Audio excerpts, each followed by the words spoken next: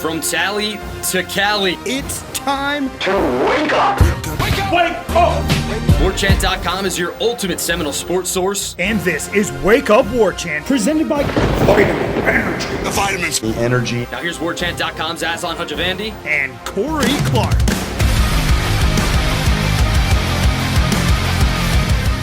Wake up! It's Wake Up Warchant presented by Vitamin Energy. Coming up on today's show, consultants, assessments, reviews, all that. And Florida State winds up with a GM that has already worked for Mike Norvell, but now he'll be working with Mike Norvell. You see the difference? It's as clear as mud.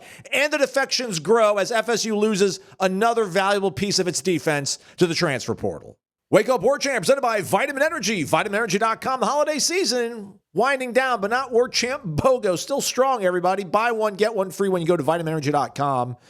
Synergistically formulated, this energy shot is with energy, vitamins, and nutrients. Get your mood right, get your focus right, get a little better lift in the gym possibly with the Workout Plus. Give it a try, give it a shot. VitaminEnergy.com. warchantbogo. Buy one, get one free. Warchant.com, your ultimate Seminole sports source. And Corey, I've already goofed up in this early return to hours of the holiday season. There is a promo going on right now over at warchant.com and within the On3 network. Here it is, Corey. You ready for it? Let's do it. Get 50% off warchant.com and On3 and Rivals before this offer expires. It's a 50% off offer. Transfer portal intel, message boards, and a full year of access to The Athletic. It starts today. I don't know how long it's going to run, but it's 50% off an annual membership. It's called the Transfer Portal Sale, Corey, because obviously it opens on the 2nd, which is just days away. Turn to warchant.com. It's where all the good stuff is. The good stuff also includes, obviously, Corey Clark's writing. Corey Clark, how are you, man? Let's not do this ever again. This has been so long since we've talked. It feels weird. I felt a little empty and hollow, even over the Christmas holiday. Oh, that's sweet, Aslan. And I trust you had a good one. Did you get anything good? Yeah, man. I got a power washer. Okay, nice. Got a power washer. The future mother-in-law gave me like 2 nice gift cards. Yeah, I got a bunch. What about you, man? What's Santa bring Corey Clark? I got a top-of-the-line Cadillac of bidets. I saw. Yeah. So do you have an electric hookup in your next year? Got to hire an electrician for that. Okay, I was about to say but all right. that's fine. Got to get a plumber in. Well, I don't think we'll need a plumber, but we definitely need an electrician to hook that thing up. But I don't care. The water's warm, everyone. The water's warm. Say no more. But anyway, yeah, that's all I got, and that's all I cared to get. I'm very, very excited about it. Can't wait to hook it up when I get back down to Tallahassee. Okay, very good. Very well. All right, since we last talked, everybody, a few things have happened of import to Florida State fans. I guess let's start off with this GM hire, Corey, because we've been waiting for a long time for it to happen. And I don't know your first reaction to it. We don't play podcast radio on this show. I just have a feeling, Corey, that you're going to look at things a little bit more half full, and I'm going to be looking a bit more half empty. The hiring, I saw some rumors about it, about John Garrett coming back to Florida State. He had been at Florida State during the 2022 and 2023 seasons. Then he went to Duke. I think he was out of coaching. He flamed. I don't want to say flamed. He lost a job that he had at a lower level of school. I think he reached out to Mike Norvell and was just kind of looking for an opportunity. Norvell being a nice guy, John Garrett being a nice guy. They come together. He's in Tallahassee for 2 years and gets to witness this roster being assembled. I don't know how much of a hand he had in assembling those teams in 2022 and 2023. But if you want to be half full, I guess you can say he was a large part of it. This, to me, kind of goes against everything, Corey, that we were bracing for. I felt like it was going to be somebody that necessarily wasn't going to be tied to Mike Norvell or really in his orbit. And he's a guy that's worked for Mike Norvell. And I know part of this 5 things to know about John Garrett that Ira put out over on warchant.com. One of the things is he's going to work with Mike Norvell, not for him. Can you give me an idea of what that looks like? Because to me, I don't see how that's the reality of it all. Plus the fact that apparently he's the only person they offered the job to. Yeah, I would say look, man, who knows? I would say if you just want to take a 10,000-foot view of it and say, okay, he was at Florida State, and he was. I don't know exactly what his title was at Florida State. Was he like the director of scouting Yes. Was that director of player scouting or something? He was in charge of. Yeah. Where is it at? Director of scouting for offense is what it says on his Duke bio right here. Correct. So look, he joined Florida State in 2022. So in 2020 and 2021, we all know what Florida State did. They were, 8 and 13. Then in the 2 years he was at Florida State, 23 and 4. Then he goes to Duke. They win 9 games, and then the next year they win the ACC championship. Meanwhile, Florida State flies into a mountain without him. So if it's just good luck, if he's been touched by a leprechaun, and kids always report if you get touched by a leprechaun. Please, there are people out there. But if it has nothing to do with him at all. The roster that he and Manny Diaz were able to put together, the fact that they got Mensah when he's the GM at Duke, Mensah being the quarterback that's very good that Duke just landed this past year with John Garrett as the GM. If all that had nothing to do with him, then yeah, if that was all happenstance, then I could understand cynicism. And like, okay, what does this really mean? But what if it wasn't happenstance? What if he did have a bigger role in helping Derek Ray and helping Mike Norvell put together those rosters in 22 and 23 than we realized at the time? And his loss was an enormous one.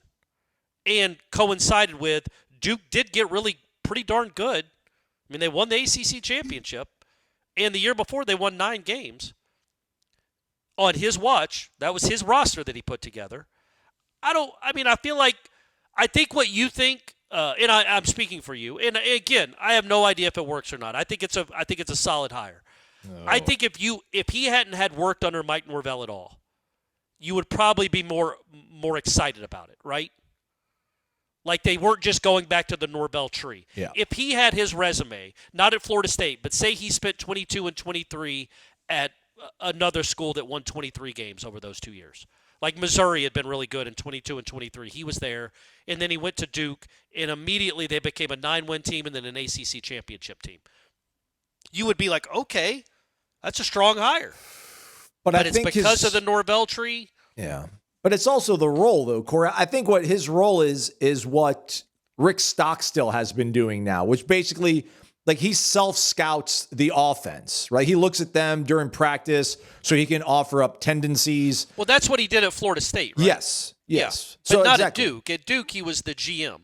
But they also have over at Duke what they call their chief football strategy officer who oversees their NIL strategy, analytics, and strategic roster construction and recruiting efforts. Yeah. That, to me, like that's the guy at Duke. So you got the number... 2 guy. Maybe, yeah, sure. But it's also a guy that does know what he's getting into. He does have the lay of the land because he has been in Tallahassee. He has seen it succeed. And, yeah, he's probably somebody that Norvell trusts and believes in, which at the end of the day, it is Norvell's program. But, I was fine with it. I think it's a fine hire. None of us know anything until we see it play out. But it's like – At least he comes in having put together a roster that I don't care, man. They've won 17 games in the last 2 years at Duke with the people he helped put together a roster that won whatever it was. What I just say, 17 games and an ACC championship. The team he's coming to has lost 17 games and won 7. So at least he's been able to, and I don't think Duke has the resources of Florida State when it comes to that sport. For him to put together a competitive roster that has won games and won a championship without the resources that he'll have at Florida State portends that he's seen it up close. He's not a guy. And look, I think it would have been cool if they'd have gotten our man Zanders, our man Martin Mayhew. I think that would have been neat to get a former Florida State guy to come in. But they've never put together a college roster at all. At least this guy's been in the space now for 3 or 4 years. So I feel like he could hit the ground running a little quicker. And maybe he has a great relationship with Mensah, and Mensah's coming with him. Yeah. What about that, Ashlynd? Would that get you on board? Yeah, but again, I think that's just an overestimation of what he did there. I mean, he was GM of player personnel. What he was doing at Florida State was, according to the Duke profile, creating and coordinating advanced scouting reports on opposing defenses. Yeah. also evaluated high school and transfer prospects. Well, also, I would So say that is this, though. relevant. Like, I think this job, the GM of college football, is evolving very, very quickly. There isn't anybody out there that you would say, oh, this is an absolute slam dunk. He's proven. It's not like a Bobby Beathard from the 80s putting together the Redskins lineup. Commanders. Well, they were the Redskins back then. But the Washington football team. Sorry, guys. It's not Bobby Beathard who and then went to the Chargers, right? It's not one of these things where he had proven it over a decade. There's none of them out there because this is not a job that has been a job for very long. So even if you want to strip away everything he did at Florida State, and that's fair because I don't know what impact he had on Jared Verse and Jordan Travis and Braden Fisk, I do take comfort in knowing what he did at Duke, and that he did put together a roster there that was competitive, more than competitive, and he knows what it takes. Like, he went and got a big-name quarterback, man. He got one of the bigger-priced quarterbacks in the country, he and his team. So at least he swam in those waters. So I'm excited. That encourages me. This is not somebody that has no idea what this job entails, has no idea what it's supposed to work. Would you have liked to get a guy from Georgia and Ohio State? Yeah, I guess. Yeah.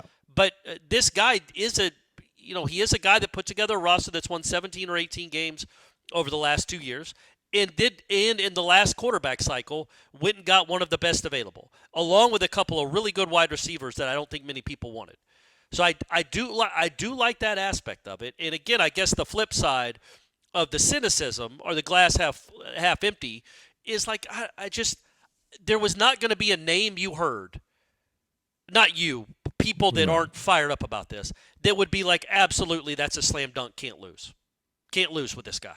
Because it's not a job that we all know. It's not a job that is none of these people that are up for a position like this at a place like Florida State or Florida or Auburn or Ole Miss or whoever else is a guarantee, has proven it over the course of time because the job hasn't existed long enough. The job, I mean, there's been GMs, whatever we called them, for like 5 years. Yeah. But was Derek Ray putting together the roster?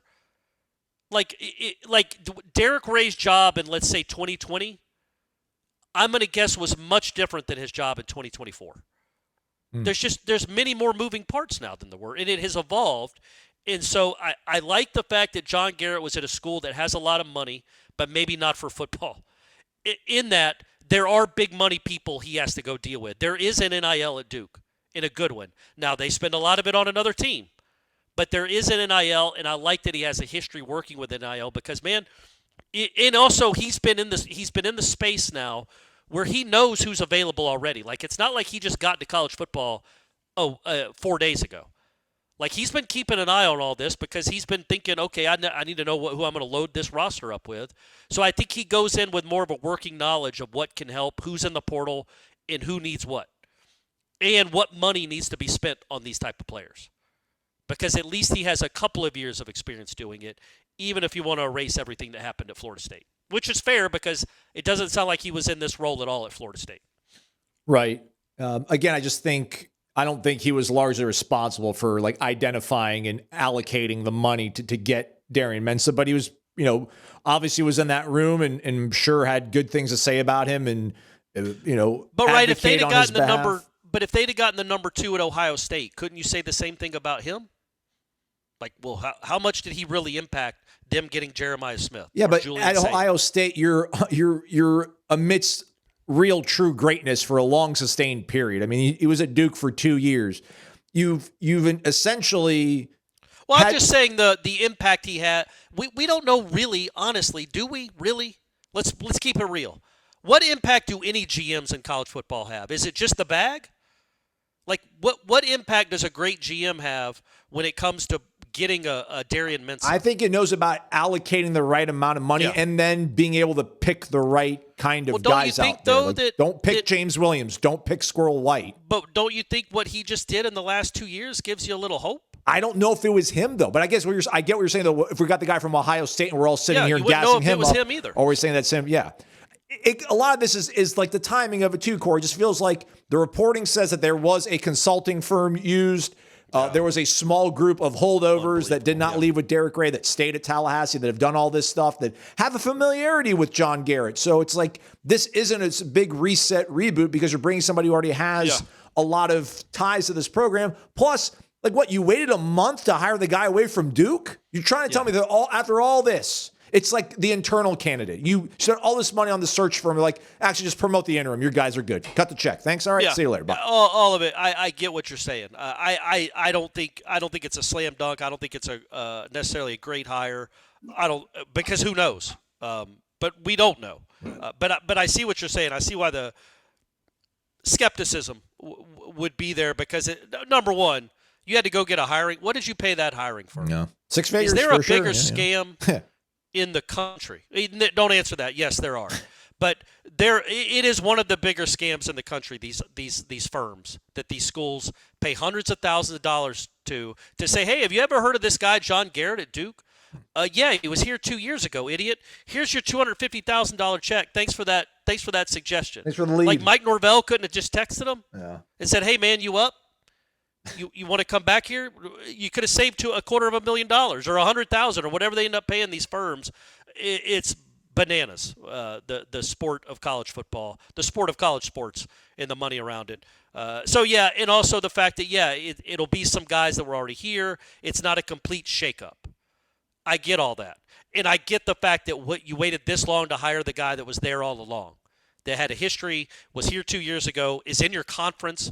Beat you last year, just won the ACC 2.5 weeks ago or whatever it was. All that makes sense. But the truth is we don't know if it's going to be a good hire. He might be unbelievable at this job. He might be unbelievable. He might have the best 2-week portal window that any GM in the country has ever had. Or he might screw around and F it up. We don't know. We're all gonna find out together. But the good news is, because there is good news coming, and I don't think this is bad news. I think this is it's at least an adult that knows the landscape of that program, knows the program, and has had recent success at a school in your conference. Like good, especially relative to that program, has done great things with it.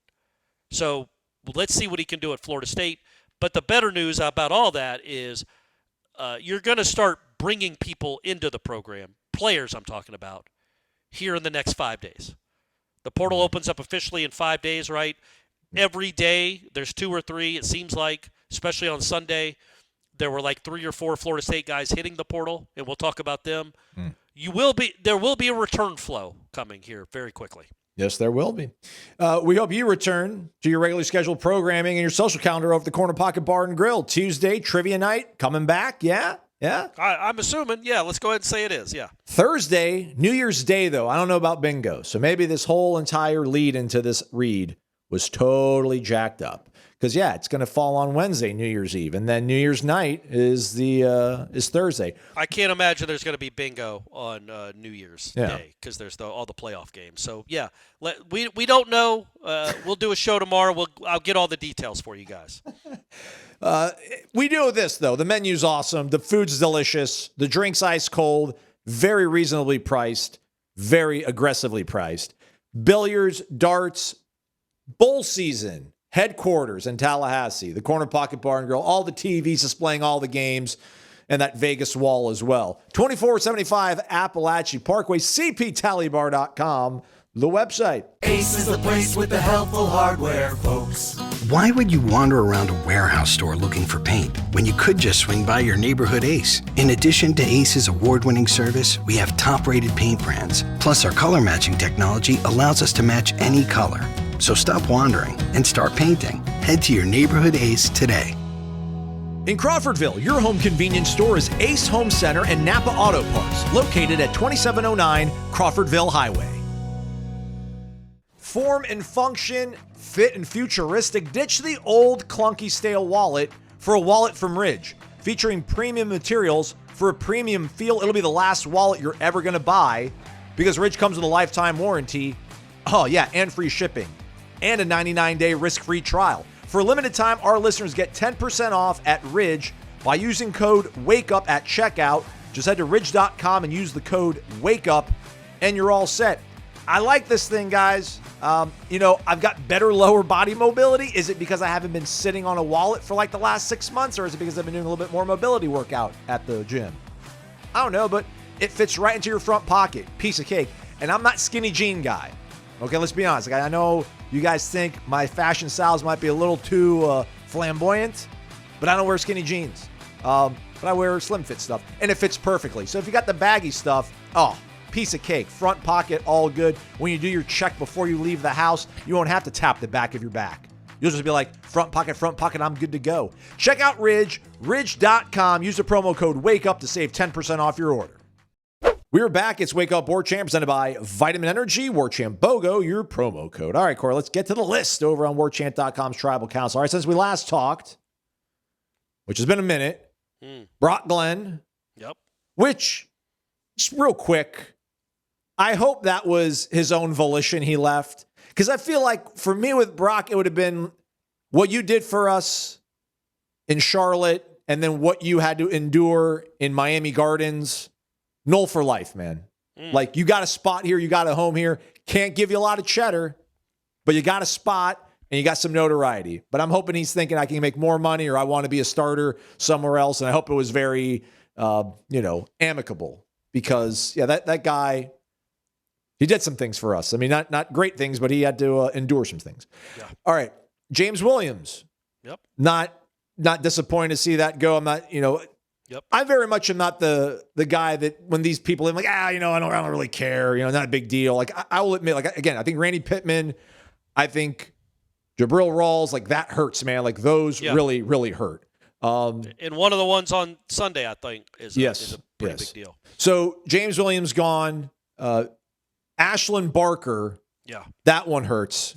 Yeah. Javen Boggs before that, though. Javen Boggs was on Saturday, so let me go in chronological order. Brock Glenn, James Williams, Javen Boggs, then Ashlynd Barker, Manasseh Ititi, offensive lineman, and then Gavin Sawchuk.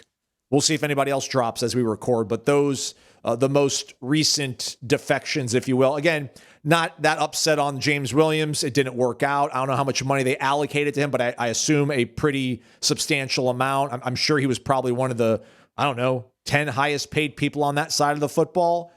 But I don't know how. Oh, I bet he was one of the five highest paid. Yeah. So not great. But now you're secondary, man. The loss of Barker, especially again, Barker is part of the Rawls tree of pain for me because it's very under-recruited, undervalued guys that you identified and kind of took a chance on, brought them in, and you believed in these guys, even though they really weren't giving you a lot in the first few years, and then they really blossomed this past season, and then they go get new representation and immediately enter the portal, and that adds to losing Edwin Joseph as well, and then your cornerbacks with Jerry Wilson being gone, the secondary. I'm really concerned that the Barker one, that stung the most. Yeah, obviously I think Rawls is still the biggest loss so far. I would say, if Pittman leaves, probably Pittman, and then I would go Barker and then Joseph as far as the four losses. You know what I was thinking, though, about it is I feel like I'm saying this every couple of weeks, and maybe I'm just trying to talk myself into it, and it's not the truth.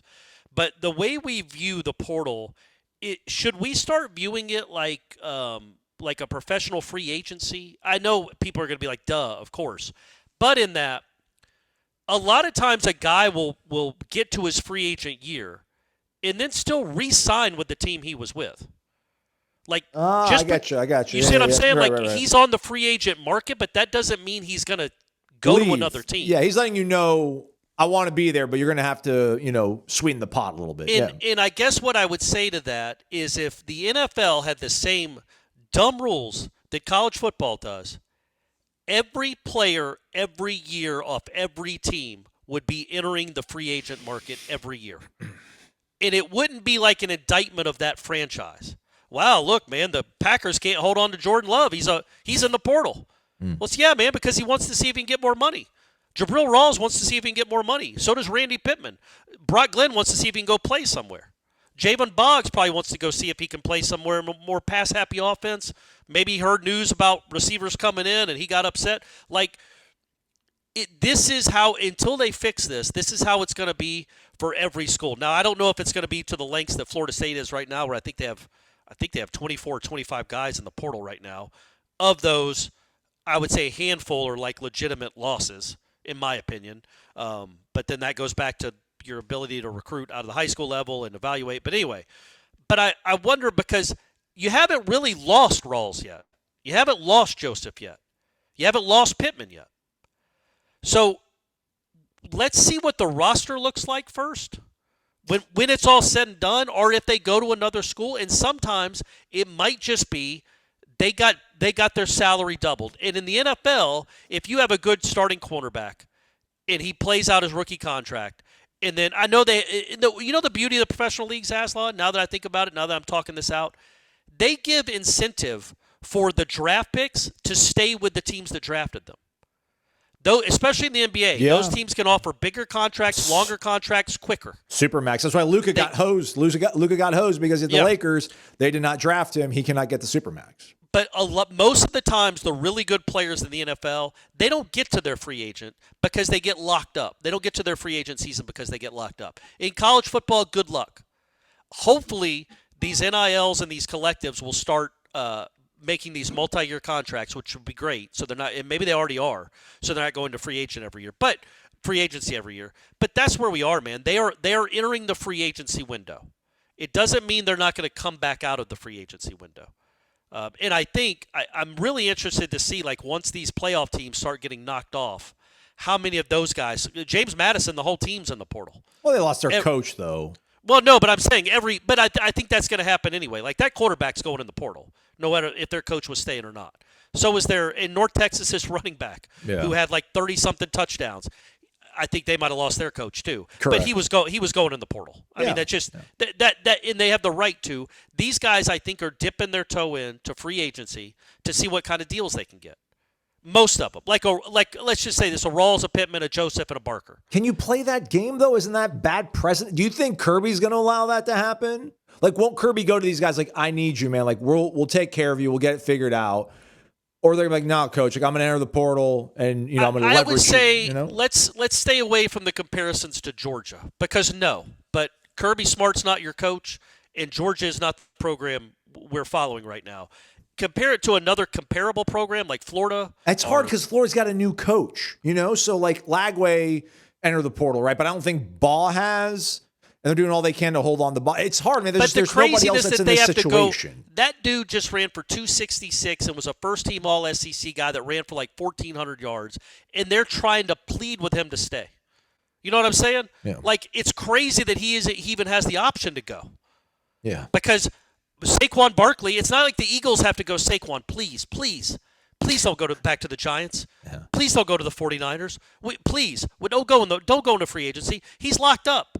And yes, when you don't have success and when you have a coach that maybe players don't believe in, which certainly could be the case here, you're going to get more portal entries than normal. But I just think as we move forward, if this thing doesn't get curbed, every program is going to feel like this. It's going to be like Louisville lost one of their best edge rushers is in the portal. And they had a good season. Now, does that mean he's actually going to go somewhere else? Or is he just in the portal trying to get more money? Because that's the game we've allowed these agents and these players to play because nothing is being taken care of when it comes to putting any sort of guidelines or parameters in place. So it's like this. It's free agency, wild free agency for weeks. And you play chicken. You're going to end up playing chicken with some of these players. Some of these players are going to end up playing chicken with the teams they're leaving. Like most of the guys that are in the portal from Florida State, they're not good enough to level up somewhere. So Florida State might be their best option. And then all of a sudden, when they find that out, it'll be like, no, man, we're all good here. Enjoy the portal. Enjoy UAB. That's the downside to testing free agency. But they're all testing it to a degree, and it just sucks that college football has put itself in this position. But that's macro, micro. Yeah, man, losing. Again, I don't know about Joseph, but Barker and Rawls are good players, and I feel like they had NFL bodies and NFL potential. Maybe Joseph does too.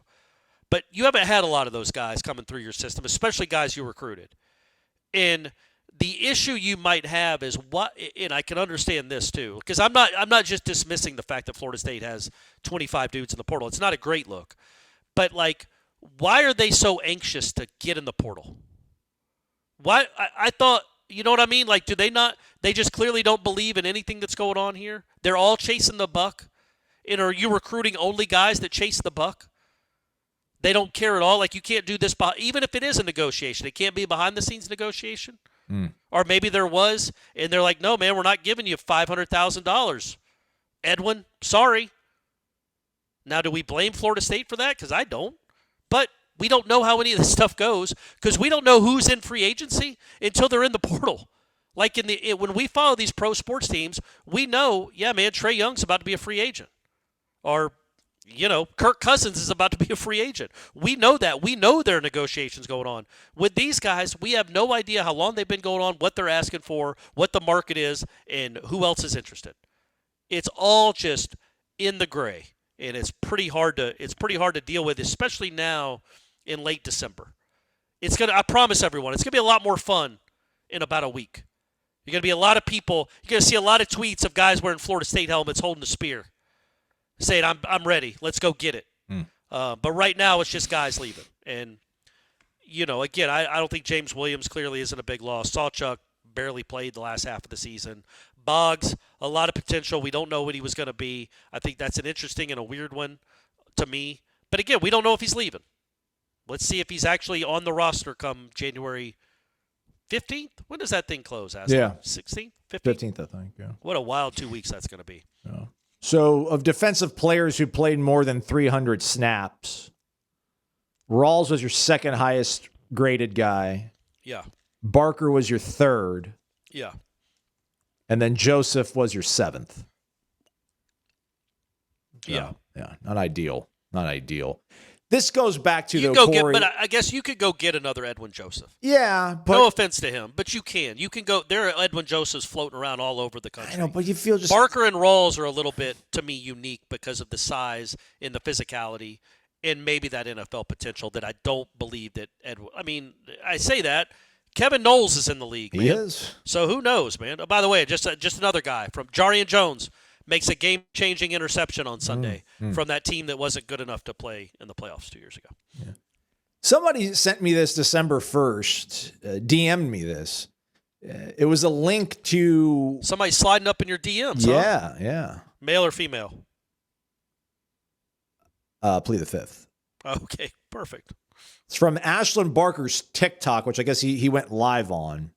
But when you go live, it just disappears into the ether. It doesn't save in posterity. But I got this DM back on December 1st. Hey, man, wish I knew how to screen capture or record on my cell for you. Ashlynd Barker's live streaming while he plays video games and talking about the team. He said kids just laugh about losing on the bus and that most of them don't even care because of the money. You should follow him online and hit him up with some questions. I don't know if he reads the questions on his TikTok or Instagram. I've only got TikTok, and the link may be dead once you see this.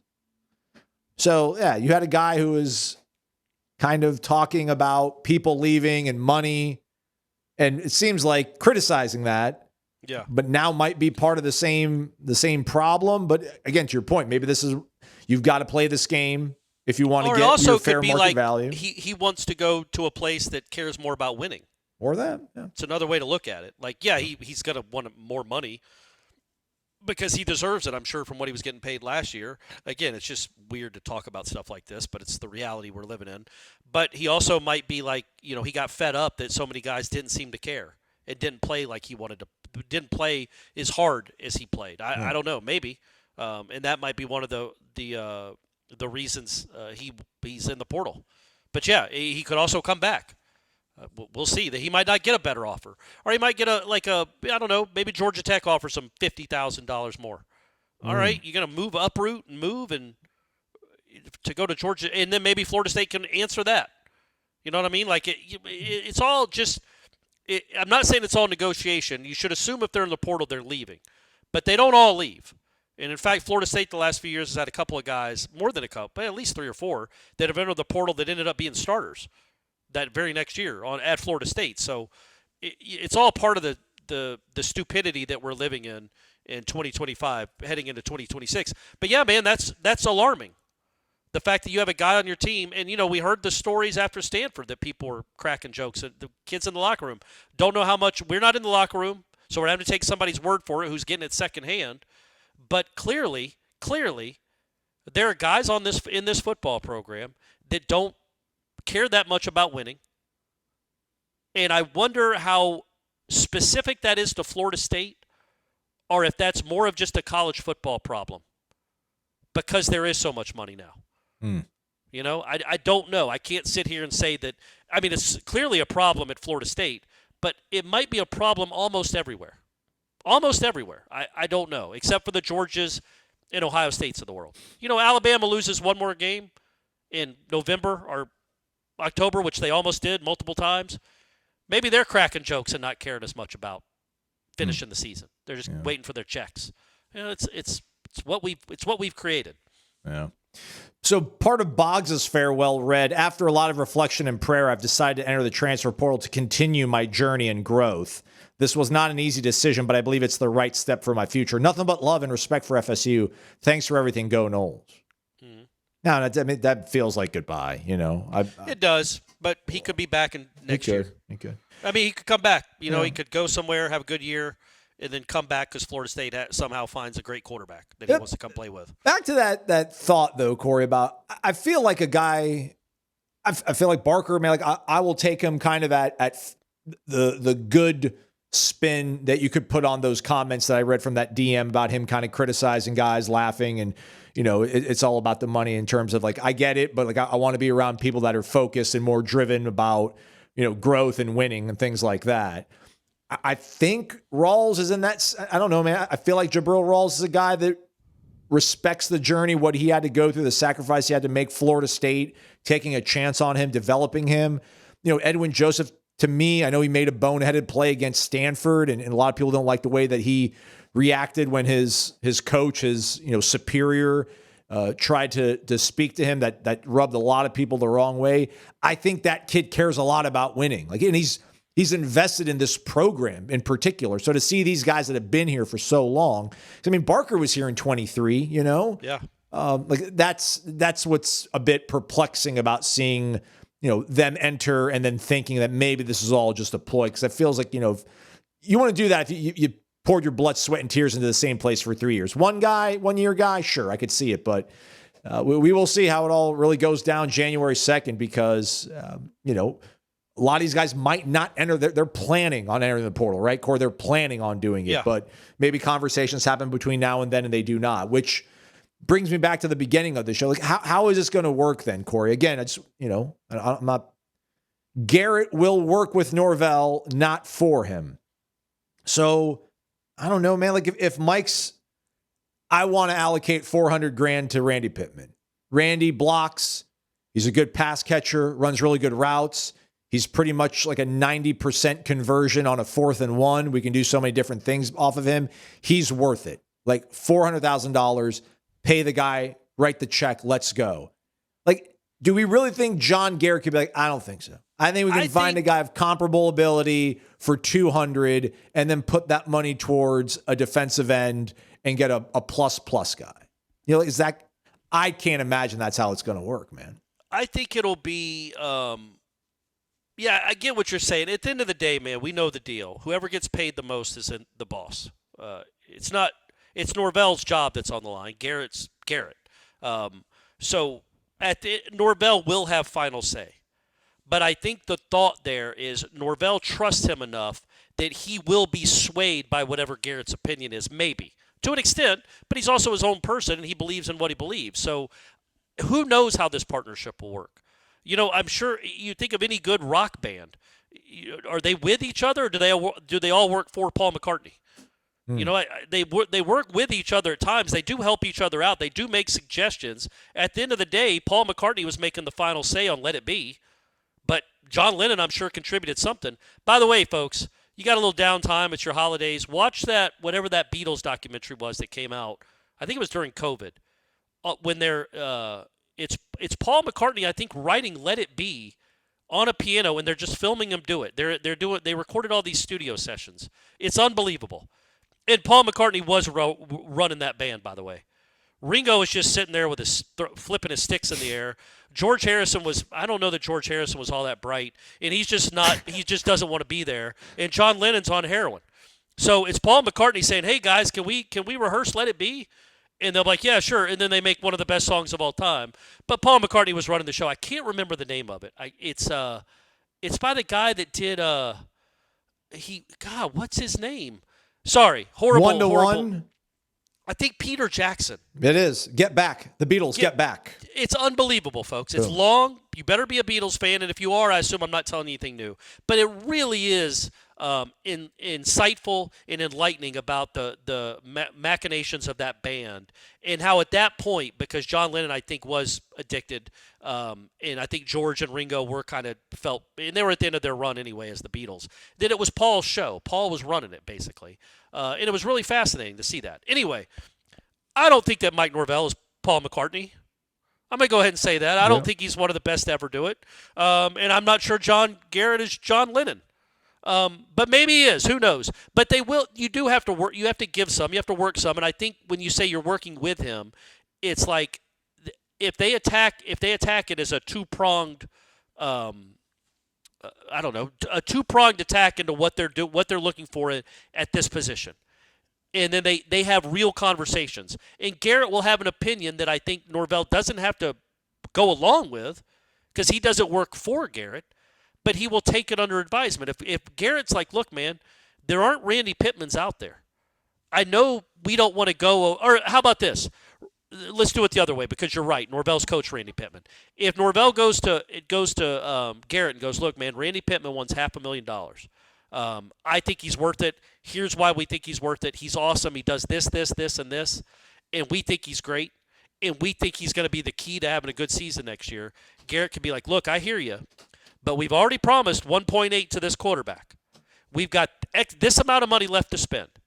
We can go get a reasonable facsimile of Randy Pittman for $150,000, which leaves us $350,000 extra dollars to go get a number one wide receiver, to add more for the kitty for the number one wide receiver. I think these are the conversations that they'll have, right? I just don't. Isn't that what it has to be? It doesn't mean that Garrett's going to say, "Damn it, Mike," pounding his fist on the desk. I told you I wasn't taking this job until you let me have full say of everything. But I do think they'll try to work as a partnership, and there'll be some friction because there always is when it comes to big decisions. But by and large, I think they will try to work together. It won't be Norvell telling Garrett, hey, this is what we're doing. And obviously, it won't be Garrett telling Norvell, this is what we're doing. See, I think the way this either works is the GM is like, this is what we need. And the coach is like, okay, but may I offer this suggestion? And the GM's like, okay, but this is what we need. This is who we're going to go get for you. You develop them. You come up with game plans. I will figure out players, talent, plugging holes, roster allocation, money allocation. I think Mike's going to go to him and be like, this is what I need. And then it's going to be, well, here's what we have. Not good enough. I need this. I told you I just can't imagine, man. Again, I know I'm being really cynical on this, but I'm not going against like what my instinct and my reflex is telling me on this. And I just don't know. And I know we're throwing around these wild numbers that we don't know how real they are, but I don't think you can pay 70% less at the tight end position than you were and think you're going to get 80% of the production you got at that spot. I would think, but it's all about how you spend your money, right? Like it is, for sure. Yeah, like again, James Williams, Squirrel White, that hurt. Like that hurt a lot. I mean, those two are probably they're on your 10 highest paid players on the roster, period, right? Yep. I mean, Yep. So that's not good. And honestly, I mean, look at Castellanos. Like he was probably, I would guess, your highest or second highest paid player on the team. So you're talking about, I think Williams and Castellanos are certainly in your top five. And we do think they did better in the portal. Gang, they did. They brought in some guys that could play, and they elevated guys that were on the team that weren't playing. So they did do some good things last year with the personnel, but they missed, and they missed with their a couple of big time slots. Like they had to go get a defensive end that could rush the passer and impact the game and be a special type player. He was not that. And then the quarterback was, it wasn't a whiff completely, but it was a foul ball. It certainly wasn't a double or a home run. So you went 5-7. So they've just got to be better spending that money. But it's not like look, man, you got to do it at the NFL. Like not every player for the Eagles is an all-pro. Like you're going to have to have to bite the bullet at a couple of positions and try to hide and try to be so good at other positions that it makes up for your lack of talent in certain positions. And that's how college football is, period. Yeah, right. So that you've just got to be smarter with the way you spend the money and who you spend the money on. Hey, I was thinking about this. I don't know if this is unfair or not, but we were talking about James Williams. And what would you say was his biggest weakness when it came to his performance this year on the field? Well, I mean, I think people think he was not good against the run. But why not? Like, what was his biggest character trait, physical trait? Yeah, just didn't have the girth. He wasn't big. Yeah. And I think I came up with the theory, which now I can share. I was going to share it anyway, even if he came back. But now I definitely can because he's not here anymore, and he can't beat me up. And I don't even think it's rude. Is he married? Yes, he is, yeah. His wife is a nutritionist, right? I'm almost positive he said that multiple times, that his wife was a nutritionist that helped him with his meals and his meal prep. And I feel like when you're in love with someone and you want them to be really healthy, maybe they're not eating as much as maybe a defensive line coach would want them to eat so they can be physically ready for the demands of 12 games of Division I football. Does that make sense? Yeah, he credits his fiance for the improved health and performance, yeah. But he needed to be 25 pounds bigger. And she is probably, and I'm not saying she's doing it all. I mean, she graduated in that. She might be awesome at it. But she's looking out for his personal well-being and his health and fitness, which is what all spouses should do. I'm not disputing that. But to what end? Like, but like in the meantime, he's probably in really good physical shape. He's in the best shape of his life probably, but he's not big enough. You know what I mean? I don't know if that was a hindrance or if I'm reading too much into it. I'm sure I am, but it was just a theory I came up with. It's like, man, that might have been literally too many cooks in the kitchen when it came to try to putting weight on James Williams because he needs to be bigger. He's going to go somewhere else, and he needs to turn into an outside linebacker and get down to 210 pounds, or he needs to get much bigger because he just could not be on the field. He was unplayable in certain situations because he just wasn't big enough. And after 4 years in college, in a year with Storms and a year with this Florida State nutrition, it wasn't, necessarily a ringing endorsement that he looked like he looked at the end of the season. Does that make sense? Yeah, I'm with you. But still, not faulting her because she's doing what's best for him as the human being. Sometimes what's best for the human being isn't what's best for the football player. I understand what you're saying. She should have, maybe, hey, let's watch some of our diet here and let's eat clean as opposed to just trying to bulk up really bad. But I wanted him to bulk. He needed to be eating chocolate sundaes. The thing though is, but he wasn't and pizza. It wasn't as though he was just getting destroyed against the run. But man, on third down, it didn't matter because he made it home to the quarterback and it's all good. And you can still get to the quarterback at 238. Yeah. You can still get to the quarterback at 238. But he didn't get a lot of at-bats because they couldn't play him when it was first and second down because he was on skates. He was just being pushed. He just wasn't big enough. Yeah. And I'm sure he's cut. I'm sure he's got a great physique. But as a defensive lineman in a 3-4 especially, this isn't Peter Boulware coming off the edge at 215 and a 4-3. This is a 3-4, and he just wasn't big enough. And I always wondered about that, like if that was – well, I didn't always wonder, but the last couple weeks I was wondering. Like I wonder – like because she's not going to want to see her beloved eating a pizza and some waffles at midnight. That's not healthy for anyone. He's 21. He's been fine. By the way, Peter Boulware listed at 6'5", 255 his redshirt junior year. Get that 215 out your mouth. 255. Wow, really? Yeah, he reported as a true freshman at 230. Okay. I don't think there's any way in the world he was 230 when he got to Florida State. Were you saying maybe Michael Boulware? No, I was thinking Peter too. Like Peter was Peter looked like Michael Boulware when he got to Florida State. Like he was on kickoff coverage. He was very, very fast. He didn't look like I know Michael Boulware was a receiver in high school, but yeah, Peter wasn't much bigger when he got to Florida State. I certainly didn't think he was 230. But he wore his 255 different than James Williams did. Clearly. College football playoff returns middle of the week, Wednesday, New Year's Eve. Go to Underdog Fantasy Sports to get in on the action. Corey Clark, let's get back on the winning train. Let's go here. Miami, Ohio State. Jeremiah Smith, 81.5 receiving yards, 28.5 yards longest reception.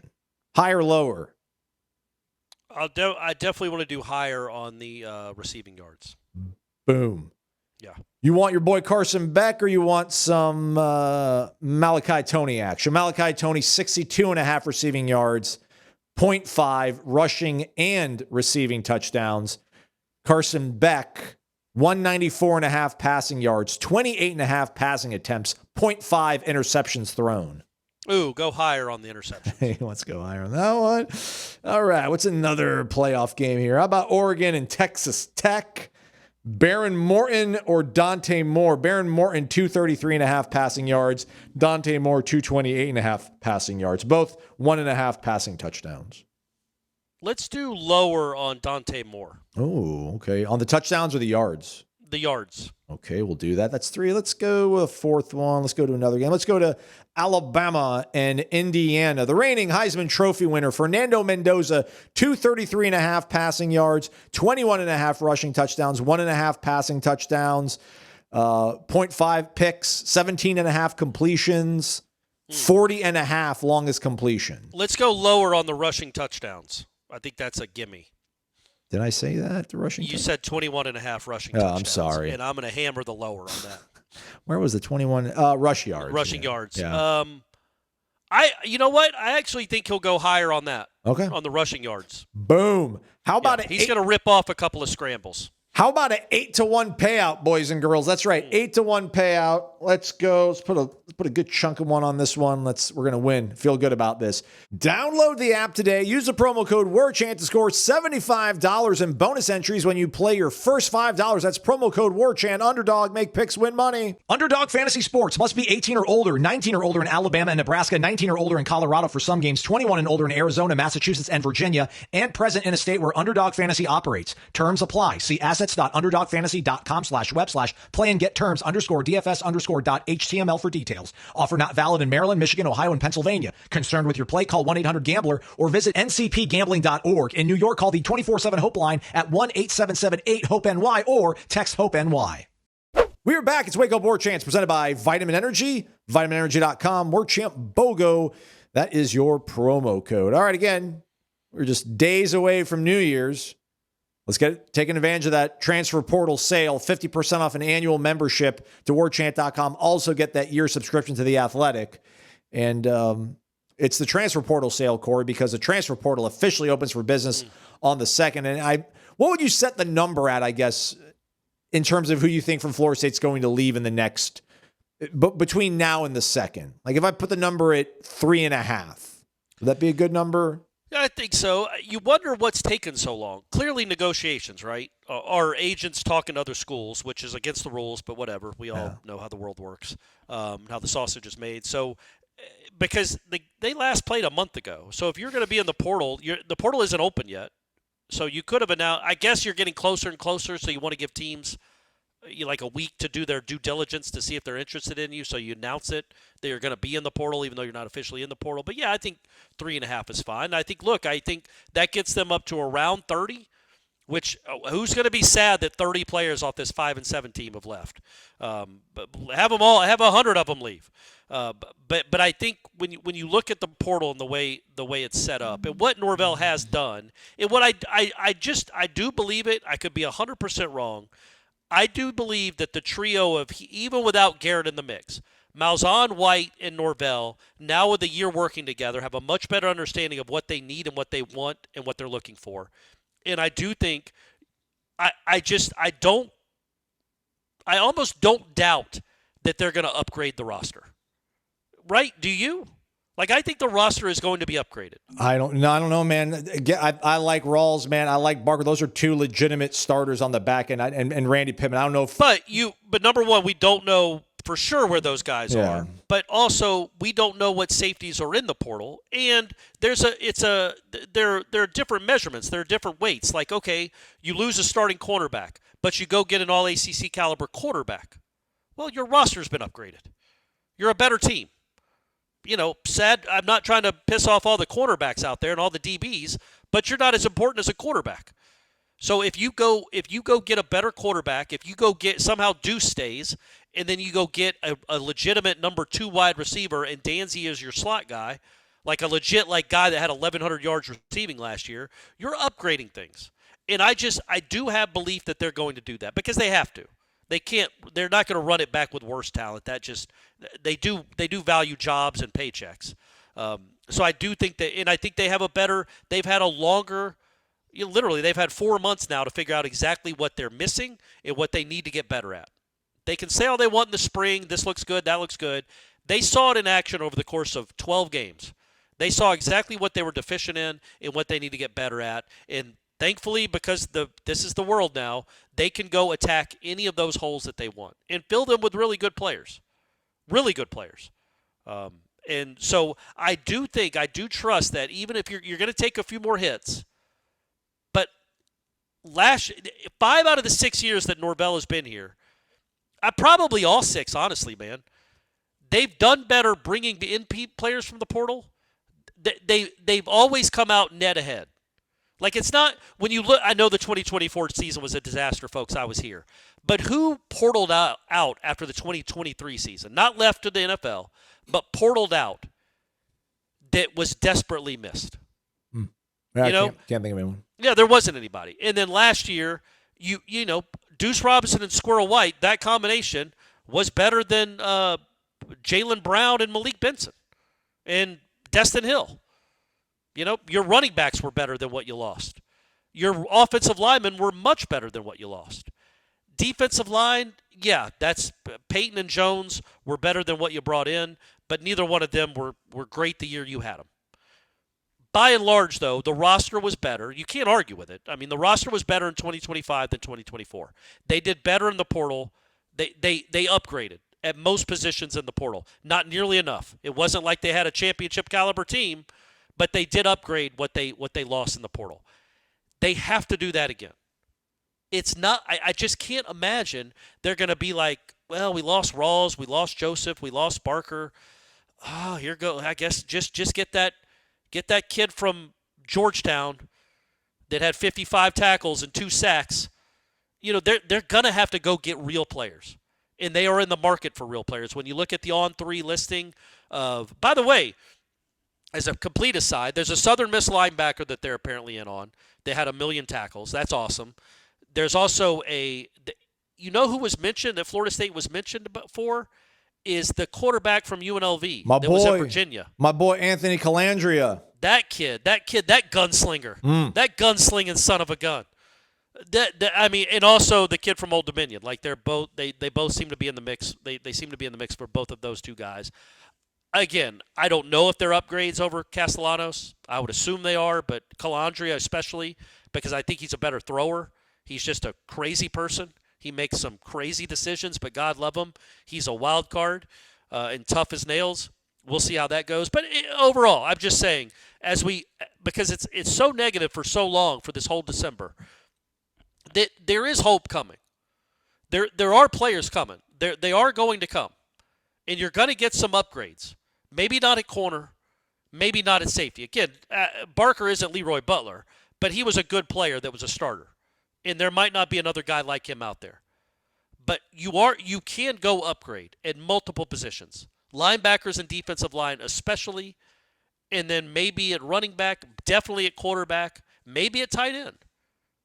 We got to remember, there's going to be 2,000 kids in that effing portal. You could go find somebody that's Edwin Joseph-esque. Well, then why not just keep Edwin Joseph? Because he's asking for too much money. Like, that's like saying, why didn't the A's just pay Jason Giambi? He wanted too much money. They couldn't afford him. Florida State has bigger fish to fry than keeping a third safety, or a nickelback. Like, it's just not that important position right now as we sit and talk on December 27th. Now, when the dust is settled on January 14th, they might look at their roster and be like, you know what? Go call Edwin. Tell him to come on home. We found the money. But for now, you got to do you can't just be willy-nilly paying guys that aren't special maybe the money that they're asking for. And again, that's a complete speculation. Edwin Joseph just might hate Tallahassee. He might hate Circle K's and want to go to a city with better gas stations. So we don't know what's making these guys leave. But, yeah, so I'm very, very interested in what we think of this roster come January 15th. Because it's going to be – dude, they're going to have – what are they bringing in 30? They're bringing in 30 high school recruits, right? I guess. And they've lost 30 guys to the portal. So you're going to end up having about 50 to 55 new players on this team.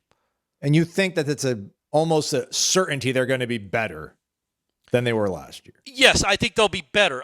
Not good enough, though. I don't care about being better, honestly, as I'm talking to you right now. Great, you go 6-6. I've watched so many crappy football teams that somehow finished 8-4 and made it to a bowl. And meanwhile, this team at 5-7 can't even make a bowl. I'm not worried about being just better. Yes, I think they will be better. They're going to be better next year. I'm 100% convinced of that. But I'm not looking at for 7-5, man. That to me isn't even better. It's the same. 5. It's like I'm not going to even do it. But 5. I'm doing it with my hands. I just want everybody to know. 5-7 and 7-5. Who cares? It's mediocre. I think they will have a better roster, and I think they're going to be better next season. But are they still going to be mediocre? That's what I'm concerned about. And that I don't think. That I don't know. I don't have any opinions on that because I haven't seen the roster. I do think because of how this season went, how pivotal, how critical it is that they don't screw this up again. They will do absolutely everything necessary to upgrade this roster where it has the potential to get to Charlotte. That's not asking a lot. Look at the two teams that were in Charlotte this year. But will they get there? No idea. But I do think it'll be an upgraded roster. We'll see how well they're coached and how well they're developed. Anthony Calandria, which, by the way, I was in on him 2 years ago as a freshman out there in Virginia. He's got a little gunslinger to him. He does. Most recently, so he went 13 touchdowns, 9 picks as a freshman, and then he went 13 touchdowns, 11 picks, 13-9, then 13-11 at Virginia. Goes to UNLV. Dan Mullen, weirdo, good football coach, though, at least on the offensive side of things. 100%. Gets the kid right, ups his average per completion. So he threw for nearly 3,500 yards, 23 touchdowns, 9 picks, completed almost 66% of his passes. That's substantially better than Tommy Castellanos. Give me my rushing yards. What do we got rushing? 649 and 10 touchdowns. This year he ran for 650? Yep. Okay. All right. I see you working.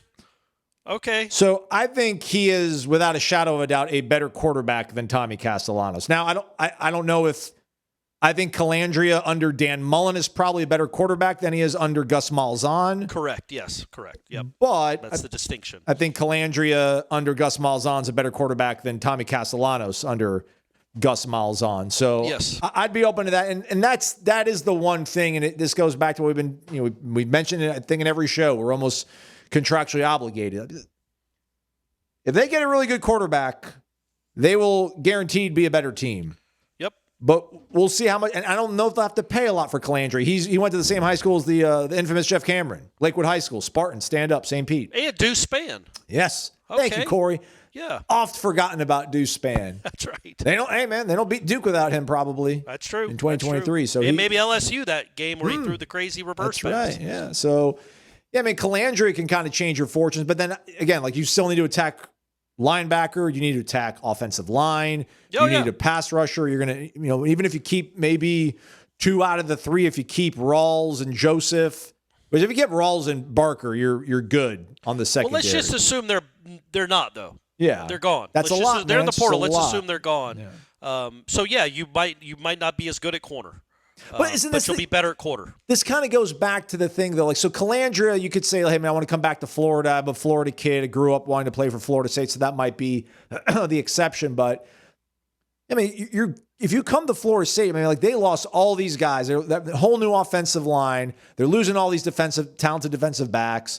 They're losing some of these wide receivers, some of these offensive guys. Gavin Sawchuk, which we didn't really mention all that much. It was weird. We tweeted something about, Gavin Sawchuk, as they entered the portal, he did not play much in the last 5 games of the year. It's like we always find a way to point out the fact that they're either like a backup or they really hadn't done a lot in the last few games of the season. I love how we do that. But that is the truth, and that's something I'm definitely gonna write about this week. It might be on the website on Monday, is like just the running back situation this past year. What a fiasco it turned out to be. Yeah. And I don't use that word lightly. Like, is Sawchuk the guy or not? Like, literally, when you go look at his numbers, they went from, 12 to 17 touches a game to 1. Like, completely forgotten. Then Singleton comes out of nowhere. And then all of a sudden, Cromaw at the end is getting 12 carries a game when he couldn't get 12 in a month. And then Roydell comes back. And Lucas is on the field for the game-clinching drive against Alabama and runs for the first down that puts the game away at running back, and then basically never plays the position again. It was just baffling. And Sawchuk was just a part of that. And the point of, and I didn't do that tweet, but it's the truth. It's because it says he's a starting running back. But was he really? He's not a loss. No offense, Gavin. But you're not a loss. That doesn't mean you're not a good player. But clearly you weren't in the plans here because they did not believe in you and they stopped playing you. So it is what it is. I don't know why, but they did. So, but just bizarre. The whole running back situation is bizarre. And, yeah, man, I mean, Cromaw would be a loss at that position because of the potential we think he has. That's it. I don't know that anybody – Lucas is in the portal, right? Like, yeah. I don't know that there's anybody left in that room that you would be like, oh, please don't go. Please don't go. Yeah, but then again, that's another position you have to go get. So I just wonder how many guys – again, to bring it back to the point that Ashlynd Barker was trying to make, how many guys are there going to be bringing to Florida State are coming here to win? Because this is the best place to win. Yeah. And how many people are coming here because Florida State's going to give them the best deal? And I know people are like, well, that's how it works, Aslan, you idiot. Everyone goes to the highest bidder. It's like, I understand. No, yeah, I hear what you're saying, and that's a good point. Yeah, I don't think everybody just goes to Georgia because they want to win. Now, Georgia's, again, they get to the best of the bear. They get the best of the litter. You know what I mean? They're going to pick the best portal guys out there. But, yeah, you go to Georgia because you are guaranteed to be in the playoffs. Like, I mean, that's not the truth, obviously, but they're always in the playoffs. You go to Georgia, you go to Ohio State thinking, by God, I'm going there to win. They're going to give me money too. That's great. But I'm going there to win football games. It's going to be awesome to be on a really good team.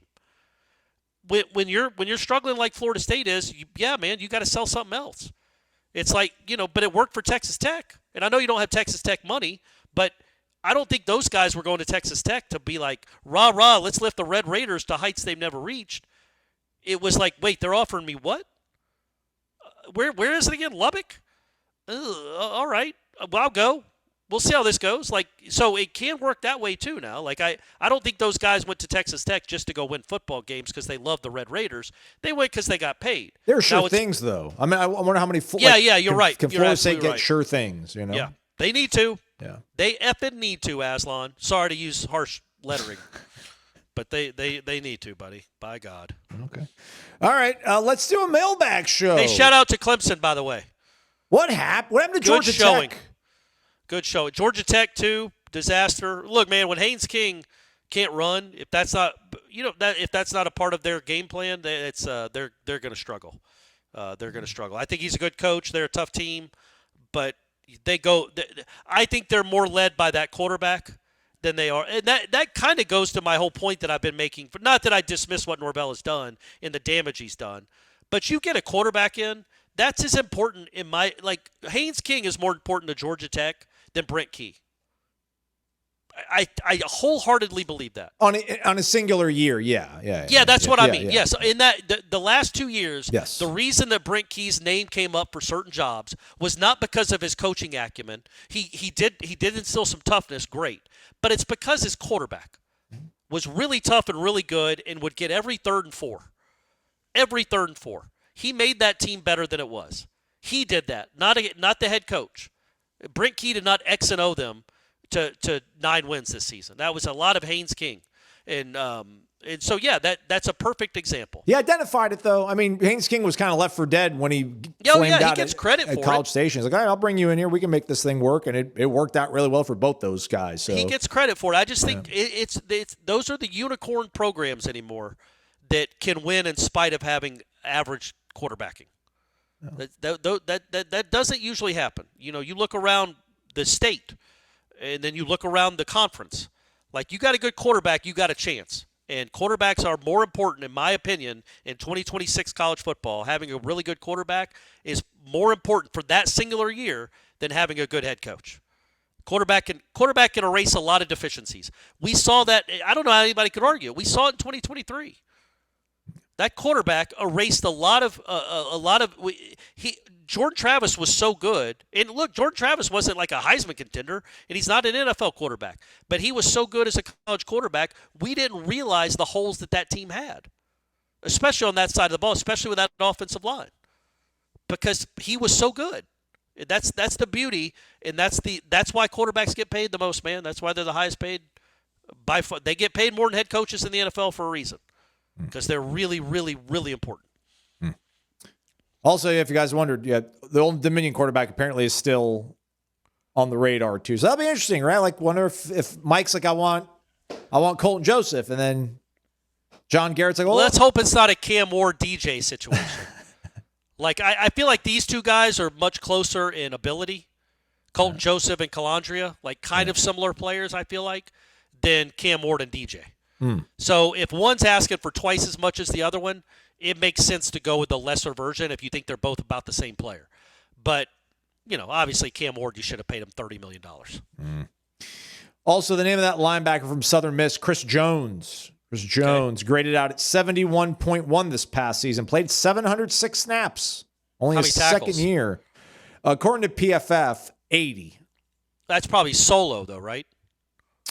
I don't know, man. Maybe. 36 assists. Yeah, so he had 116 tackles. Where would that have ranked at Florida State, you think? High. Probably pretty high. But then again, Herring made a lot of tackles before he got to Tallahassee, and then all of a sudden he stopped making any. Yeah, so he's listed as a player that Florida State has got some buzz on. So check out On3. Check out warchant.com. Subscribe now. Again, 50% off. I don't know exactly how long it's going to run. More than a day, I know that for sure. Just take advantage of it while you can, everyone. Yeah, jump on it like Apache. Good stuff. You going to play that at your wedding? Maybe. Yeah, you should. That's a good jam. Man, we got to talk about that in a minute or next show or something. Next show. We're going long this one. Let's do a mailbag. We'll put the power to the people. Ask your questions. And speaking of power, whoever can generate discussion the best gets entered into the monthly drawing for a Cummins gift bag. And then obviously the end of year grand prize drawing, which by end of year, we almost mean like the end of off season. We'll do it in August for an ultimate tailgate package for 4 people. It's going to be awesome. Hotel, tickets to the game, a tailgating experience. You don't have to worry about one single thing. It's all going to be planned out for you, folks. Got to be a member of warchant.com to get involved. So, again, take advantage of the offer. Jeff Cameron Show, 1 to 4 o'clock, ? Corey Clark. I think he's going to be on. Yeah, sure. He better be. That's right. He's Corey Maslow. Thanks for listening to Wake Up Warchant, presented by Vitamin Energy. WarchantBOGO, your promo code.